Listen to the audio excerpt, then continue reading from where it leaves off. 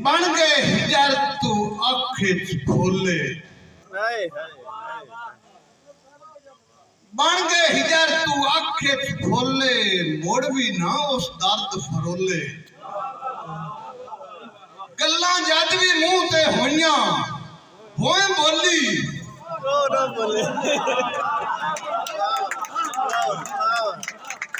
गल्लां जद भी मुंह ते होइयां होए बोली। ओ ना बोले ओ ही वसों जित ओ वसे, बाकी धरती उत्ते खोले। सीने लगियां देश वसाया, सीने लगियां देश वसाया, फुटियां संगतां बन गए ढोले। और क्योंकि आज गजल दे ज्यादा शायर हैं तो मैं आख्या बन ज्यादा सुनीना।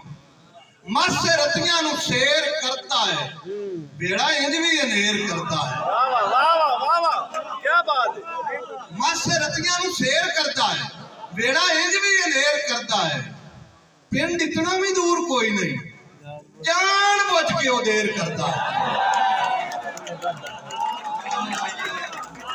पिंड इतना भी दूर कोई नहीं, जान बुझ के वो देर करता है।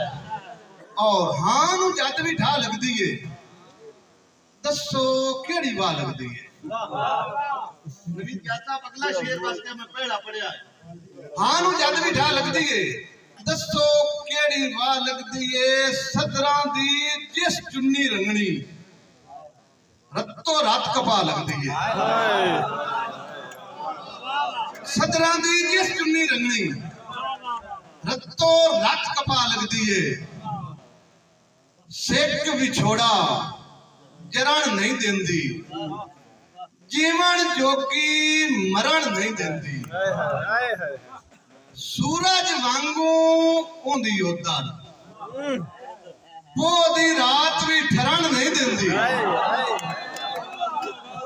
सूरज वांगू ओंदी उधर, पोदी रात भी ठरण नहीं देंदी। अथरा घोड़ा यार हयाती, पैर रकाबे धरण नहीं देंदी। मां दी नाल दुआए अमजद, किसे मदाने हरण नहीं देंदी। किंज दी रात विहानी पुछो, ना ईद कहानी पुछो। ना मेहंदी ना हंसे हंसे, दे गई दर्द निशानी पुछो। फट्टा दे वत बुए खुले, जागी पीड़ पुरानी पुछो। अच्छा कभी क्या था शेर वेखना है कि किवें हंज दा मातम कीता, सिकदी अख सदरानी पुछो। मस्जिद भी जै जान ना दिता, हुसड़ा दी ओ ढाणी पुछो। जिंदी खोब ना निकलन दिता, उधर दी ओ घाणी पुछो। मेरे उस्ताद मुजम्मिल हुसैन नातिक साहब एक शेर लिखा कि ला मेहंदी अथां ते विखा के टुरे, ला के गए इंज दा शेर आ। उस दे विच मैं आख्या कि ला के गैर दी अरकां तोड़ी, इन्हां हत्थां ते लाई आई।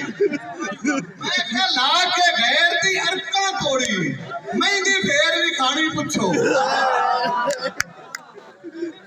पिछड़ी लीगर तार तू कल्ली, कौन जिवें कुरलानी पुछो।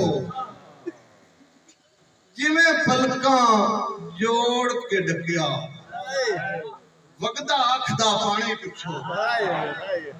जो जो अमजद दम ते बीती, की कुछ कर गया हानी पुछो।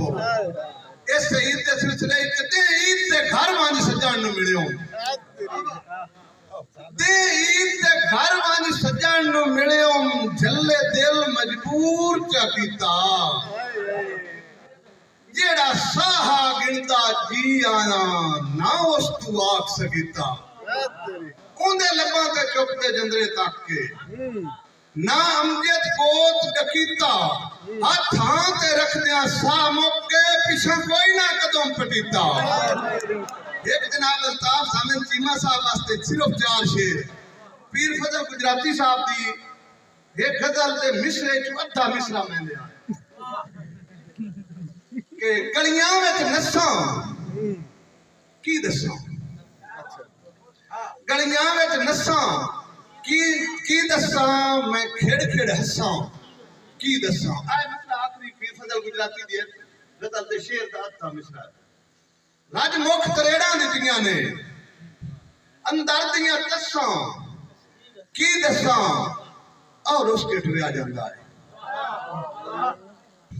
किस आसे वसां की दसां उहदे रुसे दी अखीं विच लसां की दसां उहदे रुसे दी अखीं विच लसां की दसां जमदे मंदे हालां दी दुनिया नूं दसां की दसां